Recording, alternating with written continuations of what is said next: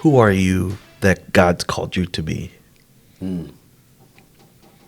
So I think I've mentioned this before. Imagine when you get to heaven, right? Or just imagine like you're speaking with God, right? And He shows you a vision, and He shows you like, I don't know, a mirror or a version of yourself, and that was your potential best self, you know. And He shows you what you would have done in life, What you could have been, what you were supposed to what be. you're supposed to be, His intention for you. So, and then like you reflect that upon your life right now, and you say, okay, where do I need to be? Where am I, and where do I need to get? Yes. Because here's the thing: when God introduces you to that man or that woman, whoever's listening, right? When God introduces you to that person, are you gonna recognize him? Are you gonna regret your decisions? Are you gonna look at him like, damn, I could have been that? I was supposed to be that. I don't even recognize this person. Yeah. Exactly. Man. Ooh. That's filthy. Are you gonna be happy to shake that dude's hand, Yeah. or are you gonna be like, oh man? Yeah. You're gonna be submissive and like look down. Yeah. And then God's gonna be like, yeah, could have been this, but nope. Boom, hell button. Had to keep eating ice cream at 12 o'clock. I knew I shouldn't have said that. Man. I think the only way that we can go about getting there is just to discipline ourselves now. Yes, exactly. Because Yeah. now is what we have. Yes. Yeah. Now is all we have. That's another thing. A lot of not everyone. A lot of us just like get stuck in the past. And like, I could have done that, and we just get stuck in the I could have, Yeah. right? Instead of I will. Yeah. I will do this. Yeah. And then we take it another notch. I'm gonna do it right now. Yeah. You know. Ooh, Exactly. there I'm gonna it do is. it right now. Like we go back to my buddy Jose. Like I'm always like we're talking about real estate and this and that. And he's like, that's a good long term plan. What can you do now? Right? And I'm like, I don't know. I just want to like talk about what I'm gonna do. You know? Hey, You're going too crazy, Jose. Chill. Yeah, I'm just trying to what can you tell you do my now? dreams. Yeah. Yeah. man. Telling you. But that is it. Like people want to, they talk about, the new age stuff is, what is it called? Manifestation. Yeah. Right? Oh, Like, God. you manifest this. Lord manifest Almighty, that. help us. Like, okay. That's what it is. Like, where do you want to go and what can you do today? That's it. Absolutely. There's no like magical thing that's all of a sudden going to make you confident or make you that person that you strive to be. It comes through the work. Andy Frisella, one of my original mentors and the first podcast I ever listened to, host of, it used to be called the MFCEO Project. Now it's called Real AF Podcast. Great dude. He cusses a lot, so y'all better be ready for that. Just a heads up. But still, love his content. He said something when I was part of his mastermind. I'm blanking on it. The work always comes before the belief. The work comes before the belief. Yeah. Because a lot of people want the belief first, and then they'll do the work. You know what I'm saying? Yeah. But the work will prove to you that you can do it. And then you'll start believing that it's true. Yeah. What do you think about that? This dude's wheels are spinning right now. Yeah. Like, he's about to be like, I could see that in a physical like interpersonal concept. Yeah. Right. I could see that.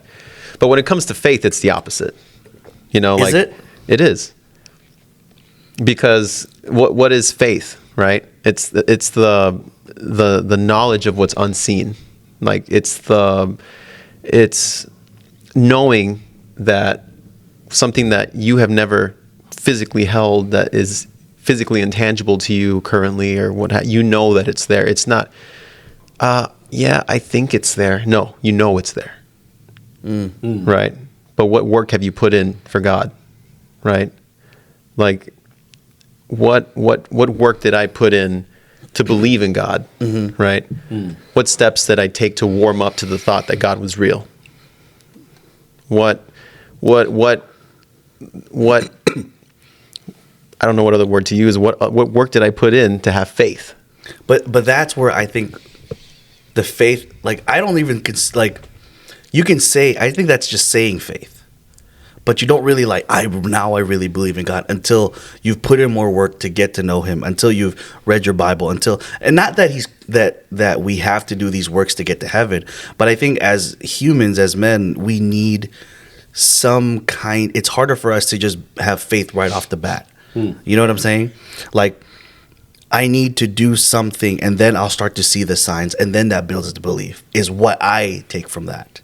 I get where you're coming from. Yeah. It's like you have to have faith first before you see all that other stuff.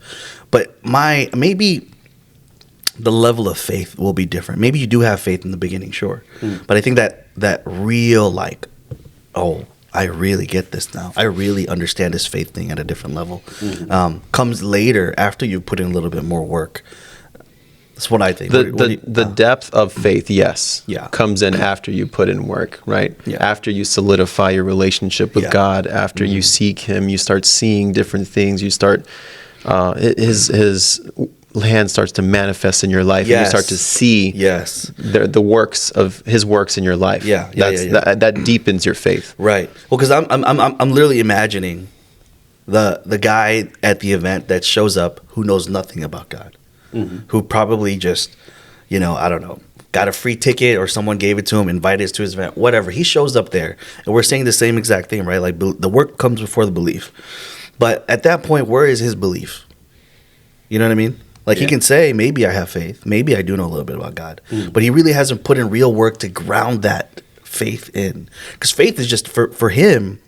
I'm imagining faith is just a word. It's this airy fairy thing that, like, I know maybe there's a God, so maybe I have faith in something. I'm not sure. It's still kind of like in the air. But once you start to put in the work, like, okay, let me get around other godly men. Let me go to this event and really go there for the sake of learning something, taking something in.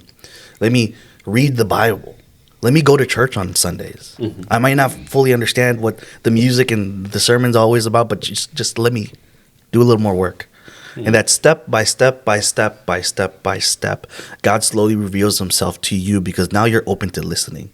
Now I believe that's faith. When he's like, oh, now I get what that faith is. That's filthy. What do you think? Man, it's tough because I can see it from both sides, right? So for me, it's always been one of those struggles where it's, hey, God, I really want this to happen. What do I need to do to go about getting this to happen? Show me a sign if this is meant for me. And then, you're looking for any sign that, you might be able to consider from God. And the cardinal comes and lands on the branch in front of your house or something like that. That's a sign. And then you The go bird after just hit my window. Exactly. So it's always been a tough thing for me. And anytime that I'm going through a situation, I'll call somebody and I'll ask them, like, what do you think about this? Is this me just, in my own head, going after this desire? Or do you think that this might be something from God? And we'll have the conversation going back and forth. And it's always been like one of those mental struggles. Like, because I have faith, right? But I guess I need to be reaffirmed that, hey, this is going to be for you, or no, it's not. You know what I mean? Yeah. So that's a struggle for me, if I'm being honest. Yeah, for sure. Yeah.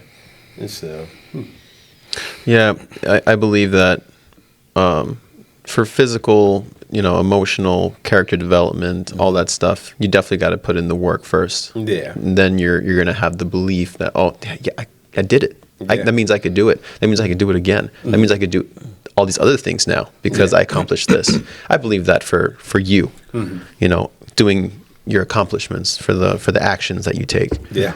But going back to the situation that you were giving an example of, that person already had faith. It wasn't very big, but they already had faith. Yeah. Because, they were just like, well, maybe there is a God. Boom, that's faith. Yeah. Right? The moment that you're open to the idea that there is God, boom, now you have faith. Yeah. Because now you have the conviction of what is unseen. Right? Yeah. So now that you're putting in the work, that's developing your growing. faith. Yeah. And that's growing your faith. That's Absolutely. deepening your relationship. Absolutely. So I I think love that people in that phase where, you just mentioned that even that little bit of faith and like the baby faith, right? So Yeah. you have the understanding that, there is a God. But when you can go about life actually expecting for these things to happen now, as opposed to like just hoping and praying that they do, but you're actually expecting for these things to happen, and then they usually do. Yeah. That's when you're a little bit more spiritually mature. Yes. Yeah. That's a good way. What about the scientists that like were trying to disprove God? Because there's all throughout the decades there's been lots of scientists like, oh, there is no God, Yeah. and then they're like, I'm going to prove it, and then they just end up proving to themselves that there is a God.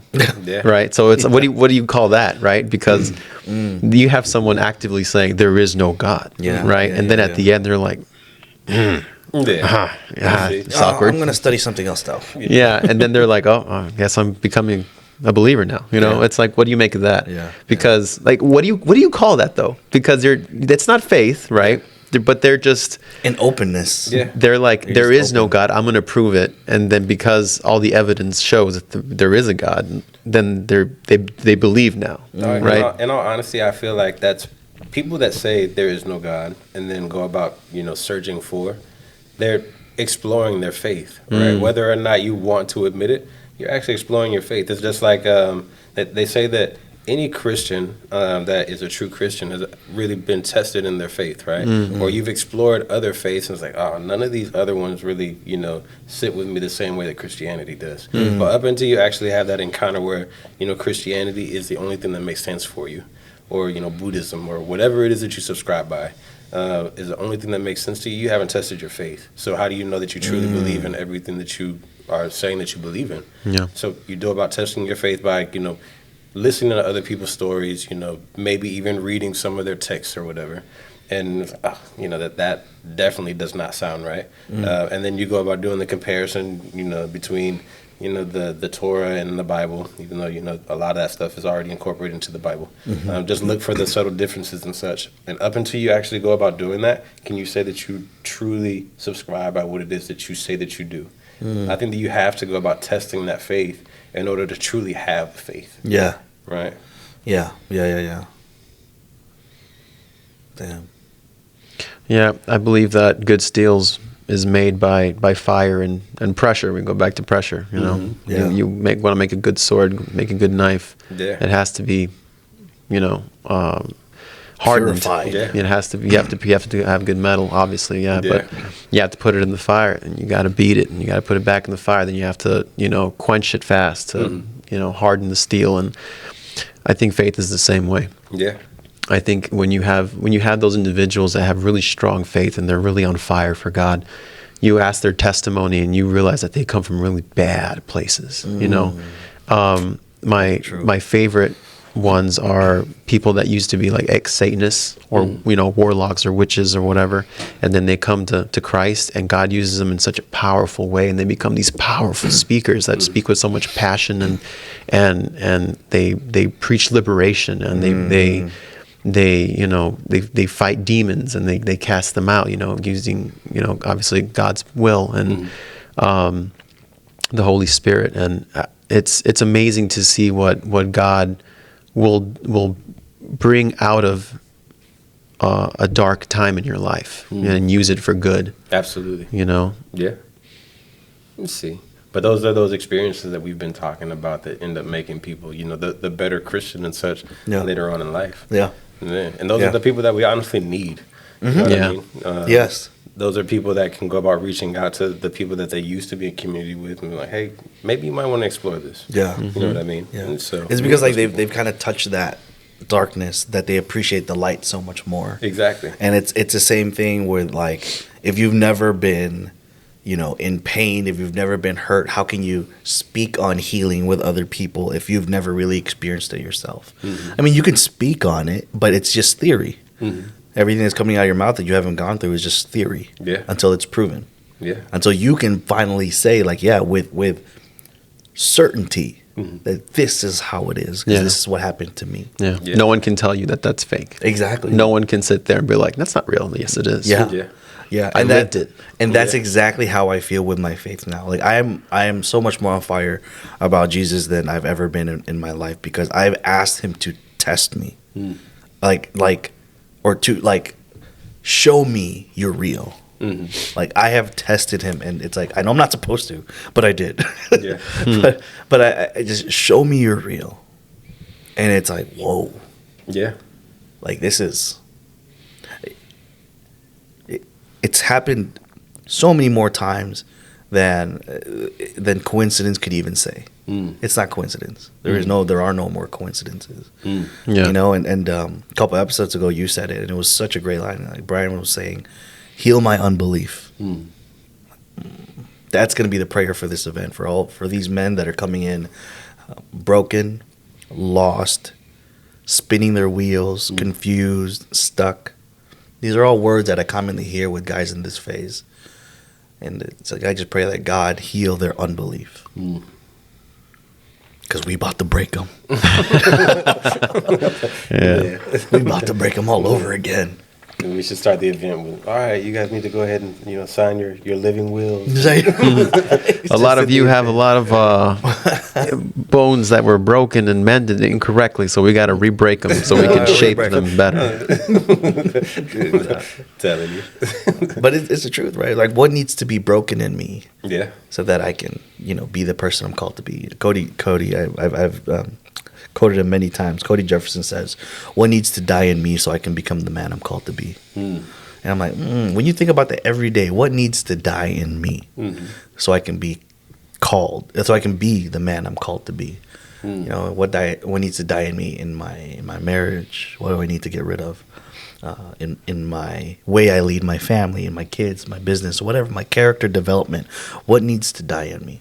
And when you really think about that, there's a lot of things that were like, yeah, that's probably not a good thing. Exactly. I should probably let that one go. But going back to the conversation, we don't, because change Exactly. is hard. Yeah. Absolutely. Change is hard. Get comfortable. Get comfortable, right? And then when you take it out, when you rip out that whatever it is, now there's a hole. There's a gap. And depending on what you fill that gap with is how you're going to move forward. Exactly. You fill it with something else that's just going to become another idol. Yeah. You need, instead of solidifying that foundation, you fill it with sand. Yeah. You fill it with wood chips. Maybe a couple months, maybe a couple years later, you realize, yeah, that wasn't good enough. Yeah.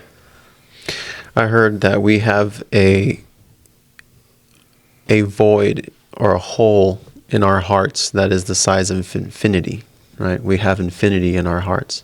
And the only one that can fill that void is God. We have an infinite sized hole in our hearts. And the only thing that can fit that hole is God. Just like you were saying, when you try to fit other things in your heart to satisfy that gap, that void, it's not going to last very long. And it's not going to lead you anywhere where you're supposed to be. You know? Yeah. You need that firm foundation. You need that cornerstone. You need the truth, right? You need the light. And his name is Jesus. Man. So I consider like all the things that we do as men to go about coping with some of the situations that we might encounter. You know, there's been times throughout my marriage where, you know, when my wife and I are arguing, and you know, I'll be doing majority of the talking. My wife, she's just listening, and I get frustrated. You know what I mean? Why is she not saying anything back to me? And then I might go and I'm at a restaurant by myself or something like that, and then at the table next to me, some random woman just starts talking to me. You know, now it's dangerous in those situations because this person is giving me the intimacy, if you will, that I was seeking, right? So if I'm seeking that from my wife and she's unwilling to go about giving that to me, you're going to end up finding that wherever else you go. Yeah. Right? So those voids can be filled, and they can be filled like dangerously. Yes. You know what I mean? So how do you all go about avoiding those situations?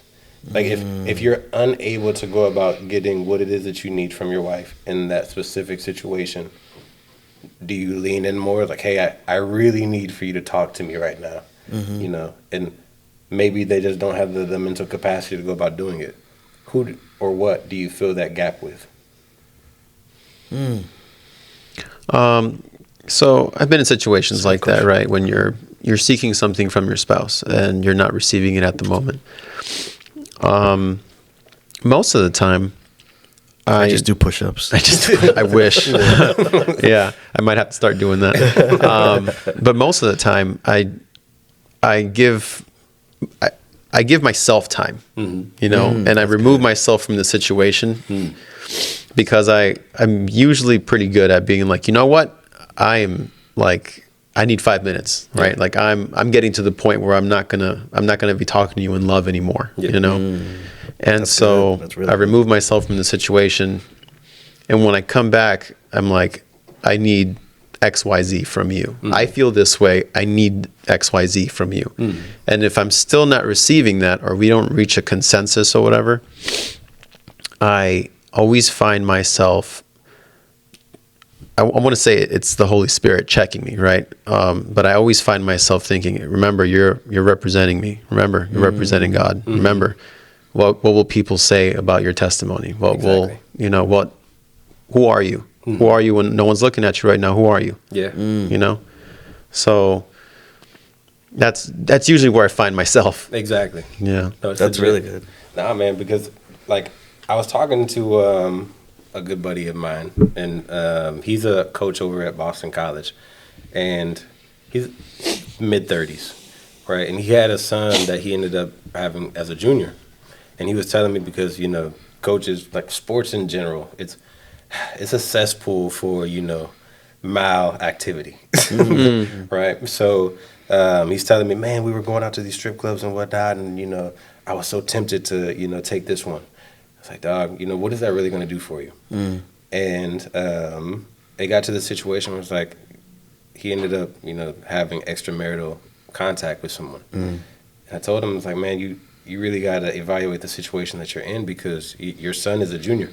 The last thing that you need is for like TMZ or something like that to pop up on you, and now somebody's filming, and now the stuff is being leaked, and your name is being put into the news, and it's not just your name, but it's your kids. So now you're dragging your kid, the innocent being, into something that they had no knowledge of. Wow, yeah, and yeah, they're yeah. going to be associated with whatever it was that you were doing. That's really good. Yeah, it's really scary when you think about it, the responsibility on our heads, because it's not just us we drag down. Yeah. The shame that we bring to our home, the opportunities the opportunity cost, exactly. that you are now at a deficit, at for your whole family and people that are associated with you, Yeah, exactly. What is that? How's that burden going to feel? You know what I mean? Yeah. If you're not being a good steward Yeah. Exactly. of your relationships and yeah. That's where long-term thinking comes in. Yeah. Critical thinking comes in. Yeah. It may feel good now. It may solve this short-term issue. But just like all these ads on TV about like, oh yeah, take this, it'll heal this. But it'll mess you up. Cramps, diarrhea, Upset stomach. schizophrenia. Yay, Pepto-Bismol. Yeah. 10 years from now, did you take this drug? We are sorry. File your class action lawsuit. It was a great jingle though, wasn't it? It was exactly. catchy. Okay, Yeah, I'm telling you. And that's how it is, right? Yeah. Like we don't have the long term. That's why it's like you gotta think in the long term, but operate in the short term. Yeah. What's a big vision? What are the consequences of these actions? Yeah. Or potential consequences that could happen Yeah. if I do X, Y, Z? Because if you're really thinking about it and you start to consider who else this affects outside of just you, you feel good. But the night after, when you got to deal with the man in the mirror, Yeah. when you got to face your kid, when you got to face your wife, when it's time to collect, Yeah. ooh-wee, Yeah, I'm telling you, you man. better be ready. So I got a question for you guys. Was it normal for people to bathe outside back in the day?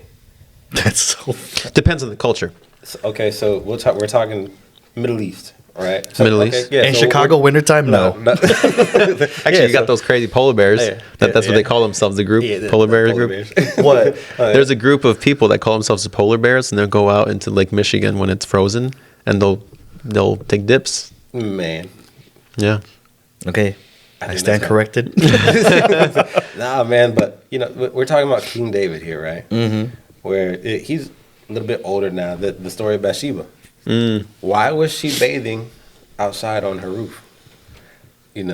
Or at least envisioned to where she could have been seen by any other man. What is there potential that there was some malintent there?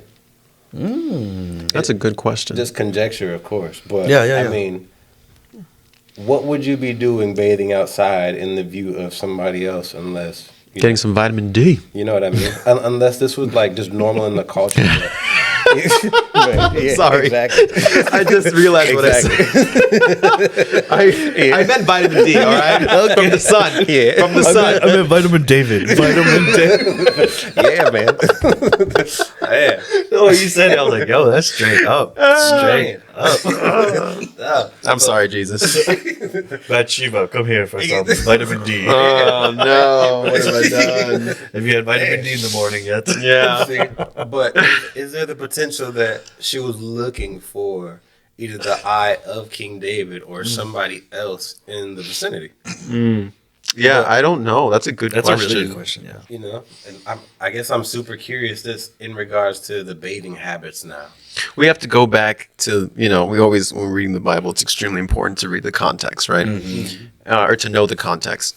Like culturally. Yes. Yeah. And I have no idea. Yeah. I would assume it's not normal because it's such I want to say a prudent culture, where they really respect privacy and, it's not a culture in which exhibitionism.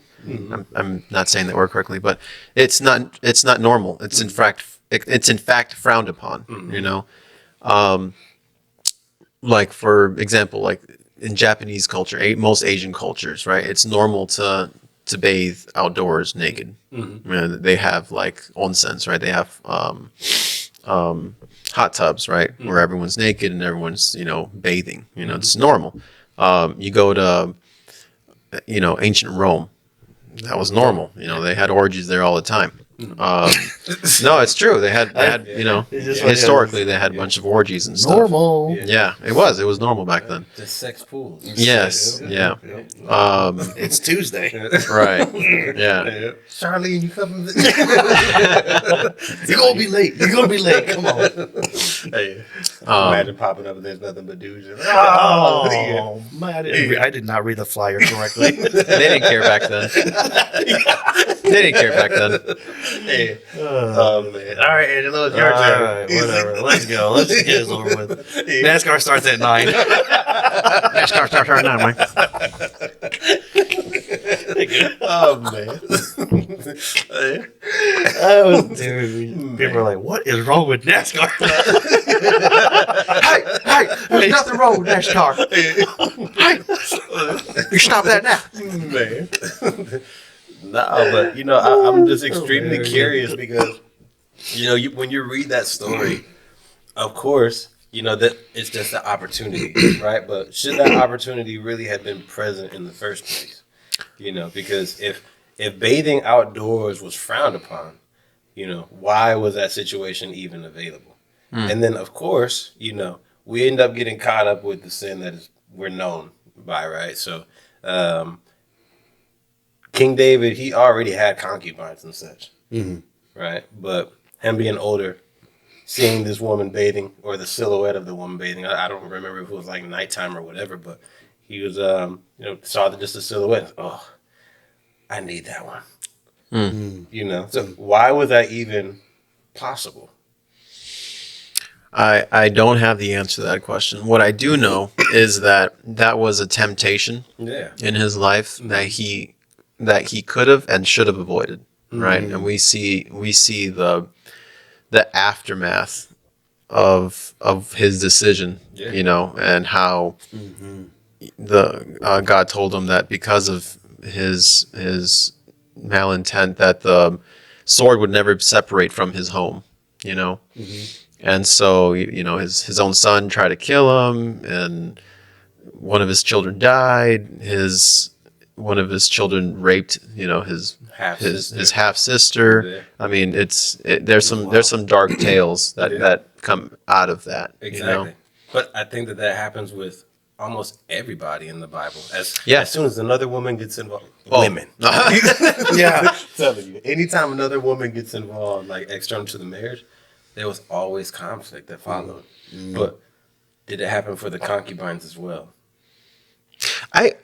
So I don't. Yeah, it's weird that happens because Yeah. we'd see it like with Abraham, right? Yeah. Abraham, Rebecca, and her handmaiden, her servant. We do see it throughout the Bible, but I think not. I think I have another question to put on top of that question. I don't have an answer for you, send you know, it. but I have another question. Yeah. Unless you have an answer. No, I'm listening. No, okay.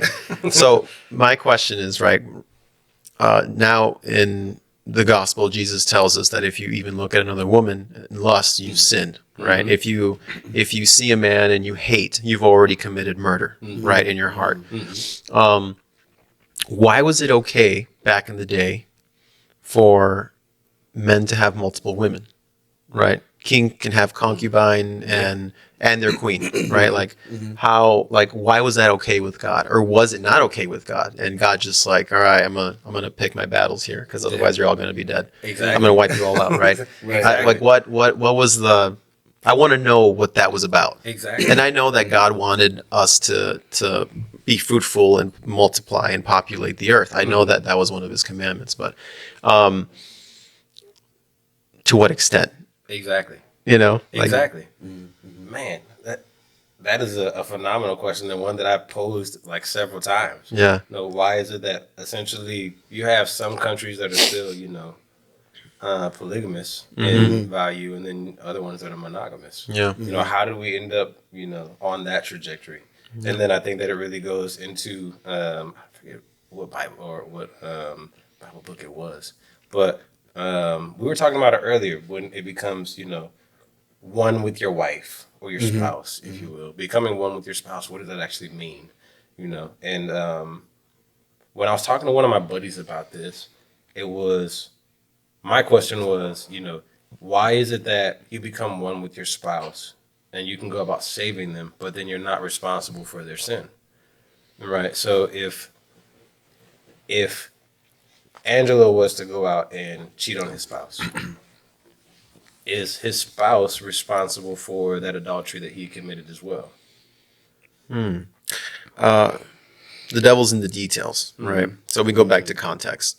Not that we're condoning adultery, right? But it takes two to tango, Exactly. right? Right. So yes, it's the individual's fault ultimately, regardless, right? No doubt. Don't commit adultery. Don't have sex out of your marriage, right? That's why God, you took oaths under God to be there for one another until your last dying breath, right? The Bible only gives two ways out of marriage, and one is unfaithfulness and the other one is death. Right?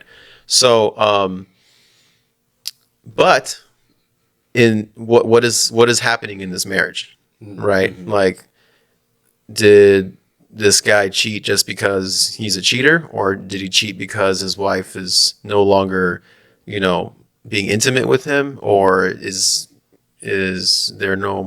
she no longer being pleasant at home, or is she cheating also? You know what I mean? Like, and that's why he went out and cheated. Like, we don't know. Yeah. Like I said, adultery, no bueno, right? But it takes two to tango. You know what I Exactly. mean? Yeah, the context of it. For Yeah. sure. It definitely takes two to tango. Man. So, but in that becoming one, so you can go about saving your spouse just by you having faith, right? But where does that separation really occur? Because in my mind, if you become one, now you are responsible for your partner's sin.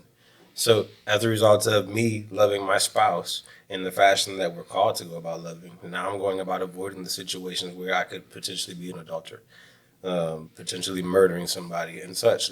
All the lustful type things that end up coming back to me loving myself and loving my neighbor as I love myself. And by, adhering to, just that commandment, you end up avoiding all the situations where you can go about avoiding the other ones.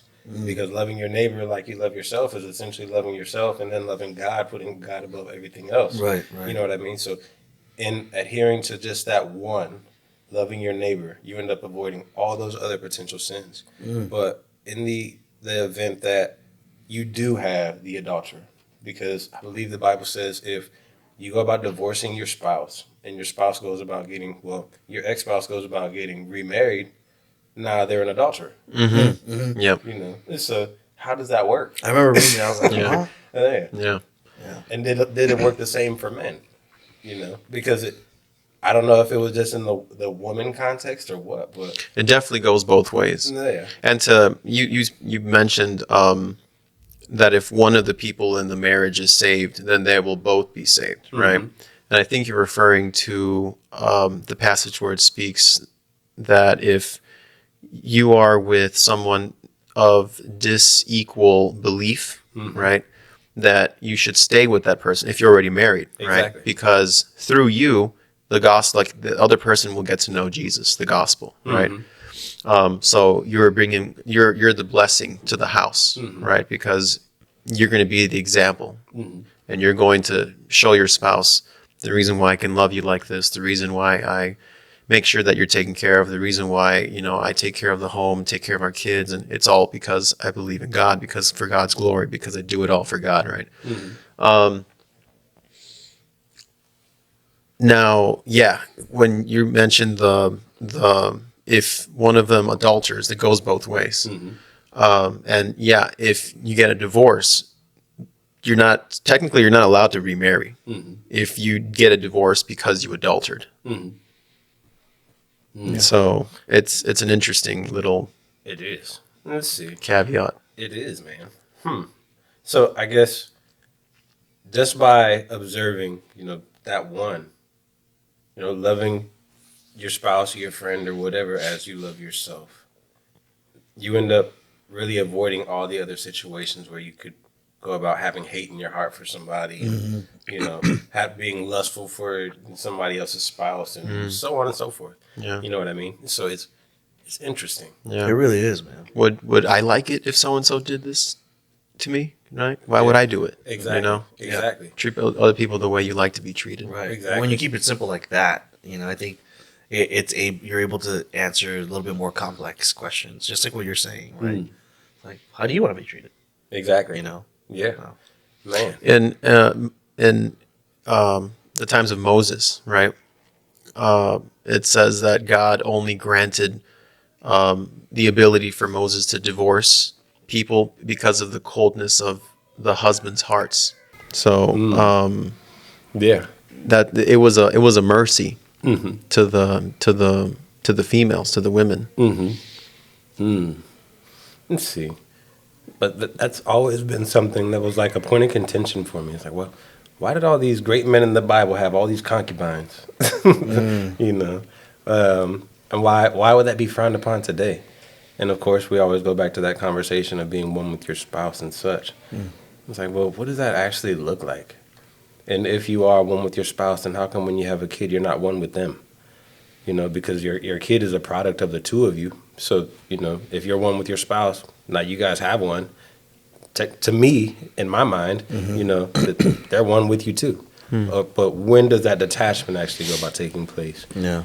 Because it says that kids aren't necessarily responsible for their sins because they're unknowing up until a certain point. But when is that point? I think when they can discern like what's right and wrong. Yeah. See, but That makes sense. But when does that actually happen? Because I think in my mind, when I was 16, in my mind, I'm justifying, well, it made sense to me. You know what I mean? But then everybody else, no, dude, that was jacked up. Why did you do that? Yeah. I was like, in my childhood mind, it's like, well, it made sense. I think because specifically at that age, 16, Yeah. I remember doing things that in the moment I was like, psh, Yeah. whatever. Like I wasn't even thinking that was Exactly. wrong. Exactly. I wasn't even thinking that, let me consider the other person's feelings. You know what I mean? Like Yeah. that wasn't a thought in my head at 16. I'm just Exactly. living in the now, and Exactly. this feels good now, or whatever. Exactly.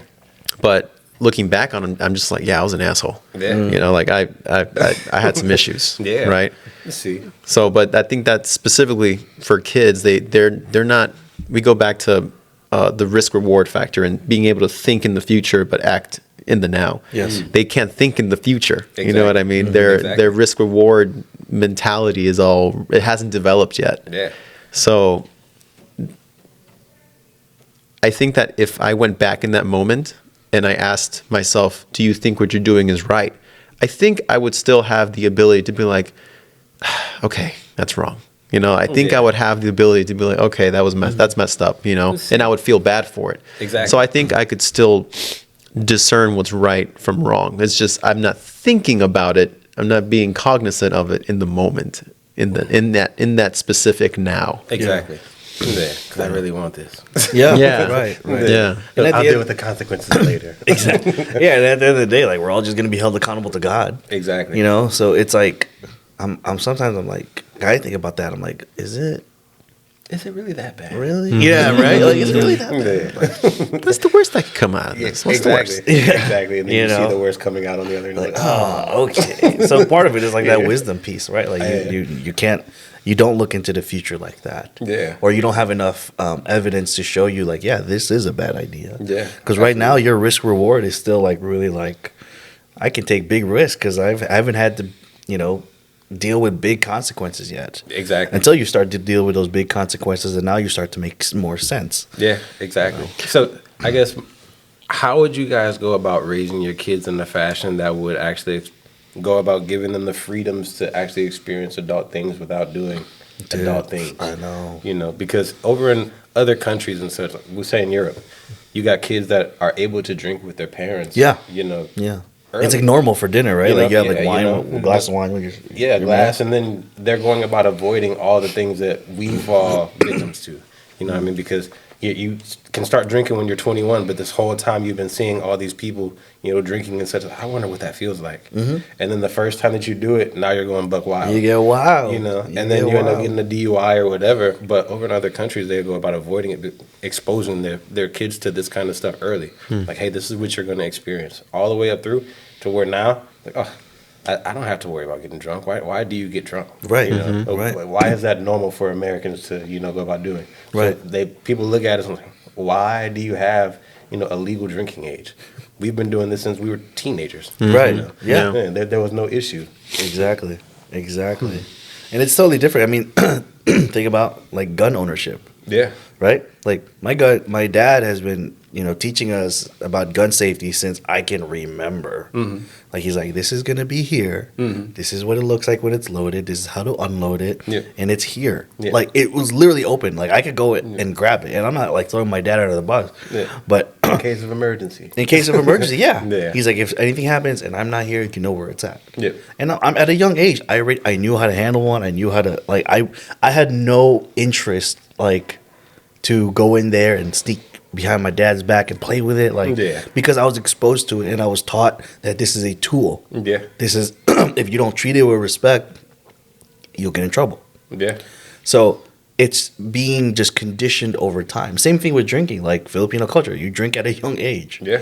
Right? Like, but you do it at home. You're gonna drink with your parents. You're gonna drink with your family. Exactly. And like, you're not. They're not trying to get you wasted. But your first sip is gonna be at home. So like, if your first sip, if you've never taken a drink and you're doing it out in public, you're gonna make a fool of yourself. You don't know how Exactly. you're gonna handle it. You don't know how you're gonna react. Exactly. Are you an angry drunk? Are you an emotional drunk? Like, Exactly. right? Exactly. So when it would be done at a young age, by the time I was 21, I'm like, I kind of didn't even want to drink anymore because I'm Exactly. like, I'm cool Yeah. now. Like, Yeah, I'd rather exactly. get my life in order. Versus, like, I had a friend in high school who was, he was the pastor's son. He was, you know, great guy, super smart. You know, went to a great college. I think he was like student president or whatever for a class.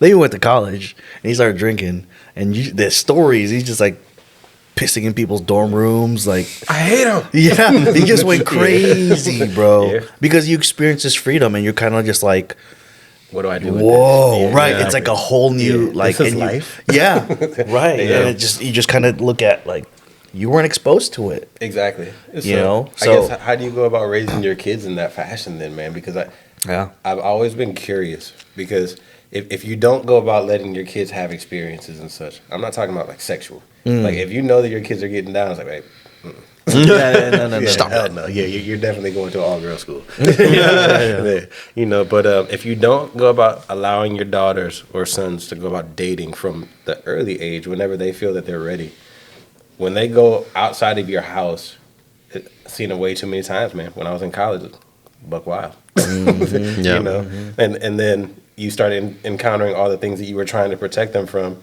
they're calling, their mom because more than like they're going to be more comfortable talking to them. It's like, Right, "Oh, right. I had this amazing experience," and then the mom has them on speakerphone. You're just sitting in the back, No. crying Jordan face. Yeah, exactly.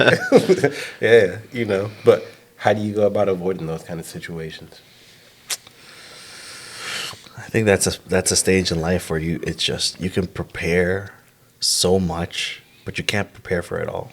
Yeah, I think that's the one thing that like in life you just kind of have to go through. I feel. I mean, at this point in my life, I have no answer to that because I think about that a lot. Right? Yeah. Our kids are young, and so we're like, damn. Yeah. How can It's I? coming. Yeah, like you can teach Yeah. them about the birds and the bees. You can teach Yeah. them, boys at that age don't have the intention to take care of you forever. Yeah. And, you could do all that. Yeah. But Like, Dad, you Us- don't know what you're talking about. us being that age, Exactly. us being at that age at one point, we also knew like, no matter what our parents told us, I still think I know what's best for me. Exactly. Like you guys don't get it because you're old. Yeah. So it's exactly. like, how do you can't avoid that? You're like, they're gonna want that independence at one point. Exactly. I think the best you can do is if you prepare them for these things, like the best you can, like it's kind of like that's where you're kind of like, all right, God, Yeah. here it is. Like, Yeah. hopefully- It's like I said, I put yeah. a boundary in place. I was like, look, I understand you want to date, but let's wait until your junior year. yeah, And then after that, when I can see that you're a little bit more mature and whatnot, yeah, absolutely. Yeah. Go ahead and do your thing. But I need to meet him. yeah, He's for gonna sure. come over here, shake my hand, and he's gonna be the See perfect ya. gentleman on whatever date, and you're taking somebody else on your first date. Mm-hmm. Yeah, somebody else is going to be there. That way it's not just you two riding around doing Mm-hmm. whatever.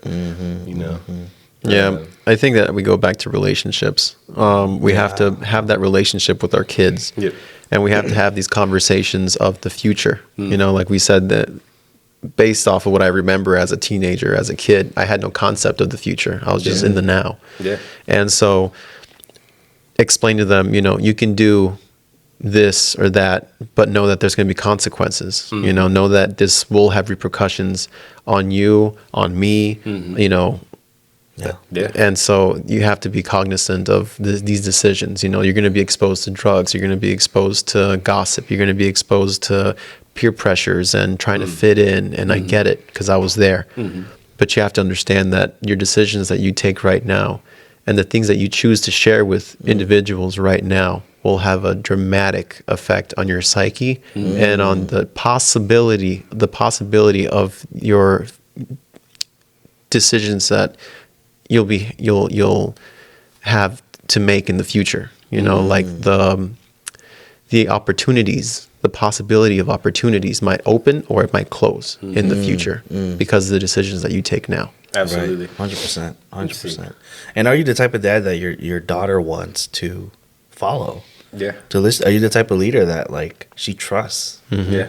Like if you're out there messing around on your wife and it's kind of like the family knows like, oh, when daddy's away, he's Yeah. gonna he's this type of person. Like Exactly.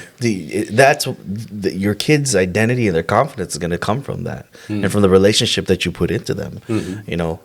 Lana's only 2 now, but when she gets older, I definitely plan on not just taking my wife out and having our daily or our weekly date nights, but I want to have a weekly date day with my daughter. Take her out, continue to know what is going in her life, and give her this opportunity to speak to me too, and have that open line of communication. There's a guy who I consider one of my mentors, Steve Weatherford. He was a former punter for the Giants, and it's awesome, man. Since he got out of the NFL, he just really dedicated his life to God, and he's got like 6 or 7 kids, like a lot. This dude he has a basketball team. My man. My man. And during some of our mentorship stuff, he talks about taking each one of his kids on a date. Boy and girl, like he just one-on-one time, because I want to know them. Yeah. Like how we used to date our wives when we first were trying to like get to know them. You also, in a sense, have to date your kid. Not in that freaky, like none of that stuff. Yeah. All right. Get to know your kids, because as they're growing, as their personalities are evolving, you have to let them feel comfortable that they can speak to you. And if you are there, instead of just like, you need to do this, you need to do this, but hey, what's going on? How about you talk to me about it? And I'll give you my feedback. Yep. And it's just like, you are taking that time to invest in your relationships with them. There can only be good from that. Exactly. I don't see that being any bad at all. No, I don't see how anything negative will come of that, because as times change, as cultures change, that also that influences your kid more than it does you. Yes. Because you're set in your ways and you have a compass of what's right and wrong, what you like, what you don't like, XYZ. But kids are still trying to figure that out. Yeah. They don't know who they are yet. They don't know who they want to be. And so they're being shaped and molded by society and the culture and the people that surround them. And so it's essential that you get to know your kid and what they're doing and what they're into, because you don't know if what they're being led into is correct or if it's good for them, Exactly. Just like how God pursues us constantly, Yep. we have to pursue relationships that way. Exactly. Like if your kid sees you pursuing your wife like that, like, wow, that's nice. My dad really loves my mom, and you're pursuing your kids like that. When they look for that in a spouse, they're going to want to be pursued in the sense of, like, I want, like the type of pursuit that my dad was showing me. But then you kind of link it back to, like, this is how much God loves you. You think I love you, which I do. God loves you way more than that. Yeah. Absolutely. And my hope and prayer is when we get to that phase in life where Lana and I are able to have these types of conversations, is like, I hope that I would be that good steward to show her what love is and what a man should be like. Man, so I think that we also have to have the conversation with the kids, just because I remember what it was like for me coming up through, the adolescent years. And I might have wanted to talk to somebody about something, but I didn't want to necessarily talk to my friends about it. You know what I mean? And then my parents, like, oh, I can't tell that I'm going through this. But had they opened up the door to the conversation, no, I probably would have. But not having anybody to go about acting as that sounding board, now I'm just stuck with my thoughts. Like, man, I must be the only person that's experiencing this. You know what I mean? Who do I go to now? Who's going to get it? Yeah. Exactly. You know what I mean? It's tough. I think that as parents, we really need to have trusted like friends, right? Like, for example, as a kid, I know that I did not want to talk to my parents about anything, right? Exactly. Because I'm like, they're going to react negatively, or they're going to just say something I don't want to hear, whatever. Exactly. But like if there was an uncle or an aunt or a cousin or something that was around their same age that I liked, I would go and talk to them about it. Exactly. So I think that it's important that we surround ourselves and them with wise individuals that are around our same age, older, that we trust. Yeah. You know what I mean? That we don't mind our kids running to and confiding in. Would that be like the role of a godparent? Absolutely. Yeah. Yeah. Yeah, That'll absolutely. be fitting for that, right? Yeah, Like, absolutely. choosing your godparent so that, like, God forbid anything happens to you, like, you trust them to continue on in some way, shape, or form. Yeah. Yeah. And raise them the way you would want them to be raised. Yeah. That's absolutely the case. Yeah. Yeah. Man, that is crazy. Let's see. So I guess with that in mind, how does that go about impacting the way that you both, go about raising your kids? So as you were, we were talking about that, I was thinking specifically about yesterday, right? I was watching The Greatest Showman. It's a fun little musical. And This is the greatest yeah, it's show. the one. And anyways, Gwen, she goes and asks me, "Oh, why are they throwing the papers on the floor? Why are they being mean? Why is this person whatever, right?" Yeah. And Why is she so hairy? yeah, thankfully she didn't ask that. But I took the time to explain to them in a way that they would understand. So I was, they were like, why is he being mean? I'm like, well, that person's being really mean because they're actually really sad inside. And then when you're really sad inside and you don't let it out in a nice way, you end up trying to hurt other people because you're hurt inside. And she sits there and she thinks, that's not nice. We don't do that. And I'm like, no, we don't want to hurt other people. You know, that's not a good thing to do. Yeah. You know, and God doesn't like that. Exactly. You know, and so she goes, God wants us to be nice. I'm like, yeah, God wants us to be nice and kind. Anyways, so I think the best for at this point in their life, right? The best thing to do is to talk to them and explain to them why the world or how the world works. You know, why the things that happen. Yep. You know, because them being only their ability to only perceive the now limits them from understanding why things work or how it could affect later on. You know, so I think explaining to them why someone pushed them on the playground, you know, and they're like, well, they didn't want to hurt you. They just bumped into you. They didn't actually push you. No, but he pushed me. No, he just bumped into you. It's okay. You know, he said he's sorry. He didn't want to do it on purpose. It was an accident. I think the best thing you can do right now is explain to them, you know.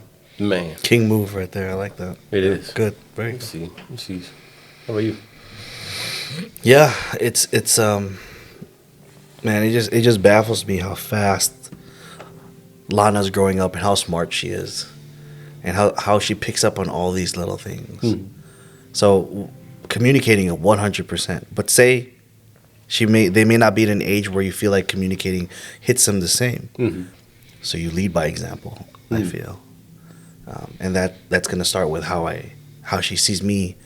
How do I conduct myself?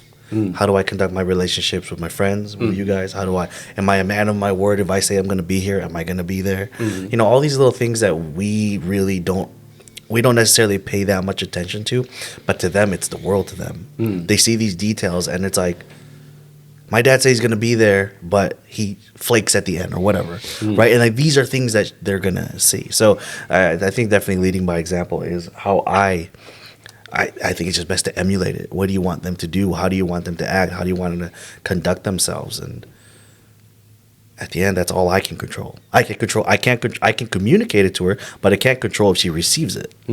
But I can't control how I act. Yeah. You know. So I guess if you could go about communicating one thing to your future kids, what would you really want them to go about taking away from you? Oh, dude. You know, if you were to pass like right now, what would be the lesson that you would want for them to, you know, carry with them for the rest of their lives? I'm gonna steal this one from my mom. My mom always said this to us. Always. She's like, you guys are blessed, so be a blessing to others. And my mom, like we've talked about in previous episodes, my mom is the one that instilled faith. Like I said, like my dad taught us that warrior identity. And that warrior identity will get you through certain aspects of life. And that's great. But what's really gotten me through everything is my faith. And that is the one that, like, my mom always says, like, if I can leave you anything with this world, it's going to be your relationship with God. I would urge you to pursue God.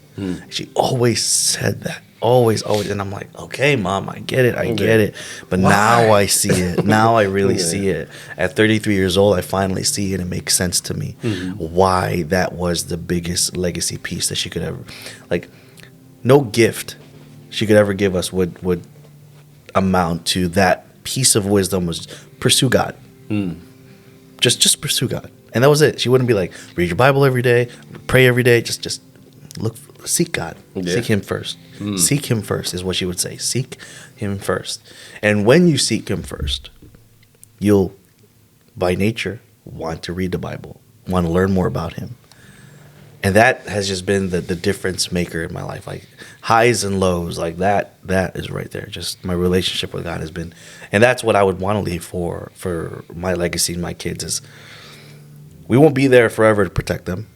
We won't be there forever to have that word in their ear to guide them in these times of distress. So like if you could leave them one tool, it's like pursue God. Like you will get every answer you need from that. Yeah, that's great.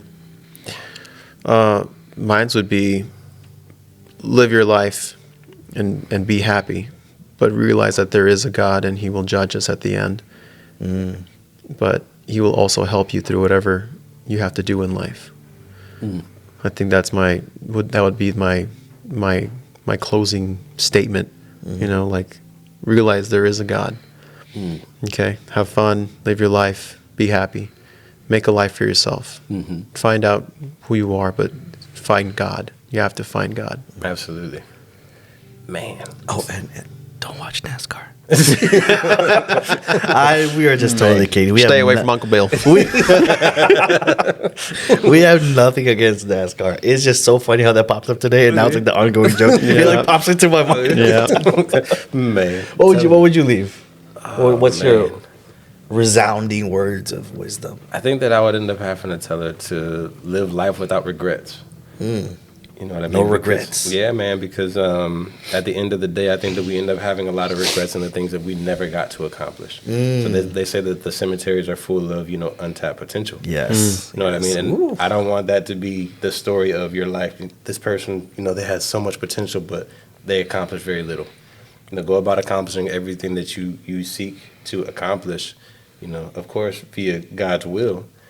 And the rest takes care of itself. But live life without any regrets. Yeah, That's a I beautiful- like that statement, but it goes both ways, right? Like, exactly. you regret the things that you didn't do, obviously, but sometimes you regret the things that you did do. Absolutely. You know what I mean? So I like that statement because it goes both ways, right? Exactly. Live life that you won't regret. So make sure that you make your decisions Yeah. count. Absolutely. You know, that you do the right thing and you don't do the wrong thing. Yeah. Absolutely. Yeah, because you can just go with the world, right? And just they'll tell you to keep it safe, play Yeah. nice, Exactly. be a cog in the system. Exactly. But Be a fly on the wall. Yeah. Oh, be a fly on the He said it. Yeah, he man. said it, boy. Yeah, be a fly on the wall. That is it. Yeah. But unless you want to continue being a fly on the wall, until you choose to live life courtside and experience LeBron James cussing and yelling and you know what I mean? Like Yeah. the And whole- Angelo's thighs.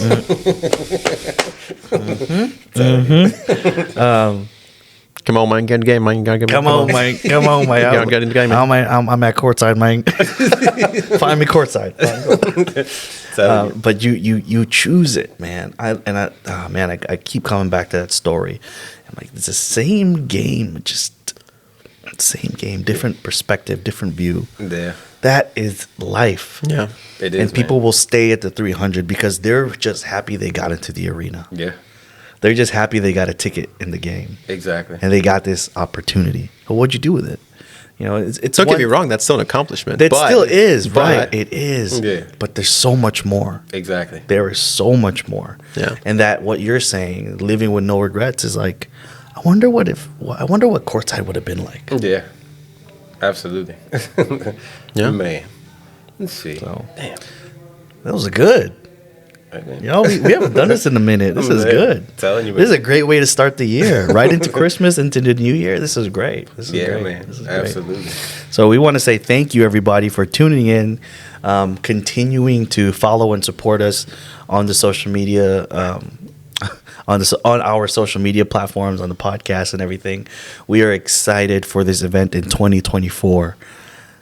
We don't know a whole lot of details just yet. We are still working it out, working with a couple of different people, different organizations to make this event as impactful as we can make it. But we do know this, it will be in Chicago.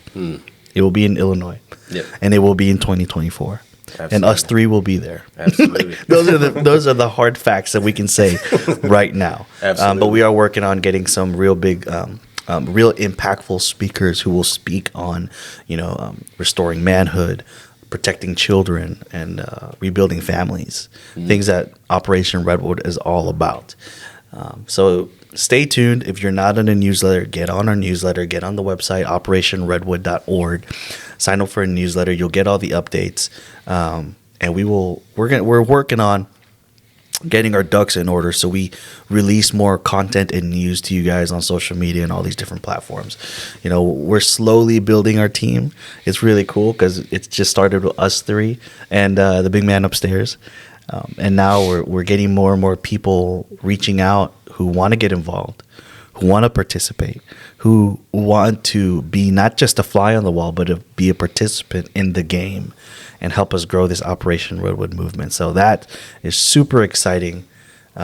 We just want to make sure that we are being good stewards of all this. Absolutely. Yes. I think we got to put a call to action for that too, though, man. So if you have any, spiritual gifts or otherwise that you might feel like you can offer to the mass public, reach out to us. Please, yeah, You that's know. great. Finance gurus, fitness gurus, and such. Dude, there's it's Absolutely. really, really cool, man. Like, God is so good. Like, he's lighting things up, like I said, supernaturally. There's a guy I got connected with. Shout out, Mark. I got connected with, and he used to be the media guy for, what is it? Feed My Children. Remember the organization, Feed My Children? And then he was also the media guy later on for the NRA. Man. So like I got connected with him on Instagram, and it was just cool. Like, I'm like, wow.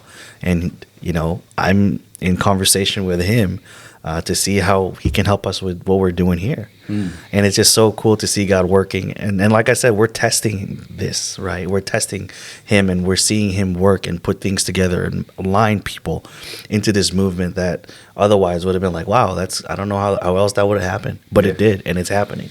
So yeah, let us know if you guys have a special gift, talent, anything you want to contribute to the Operation Redwood movement. Please, we would love to hear from you. If you have any suggestions, Questions, topics. Are we too funny? I don't know. Are we They're cracking too much jokes? too many jokes? If you're a NASCAR person, I'm sorry. I'm not. Yeah,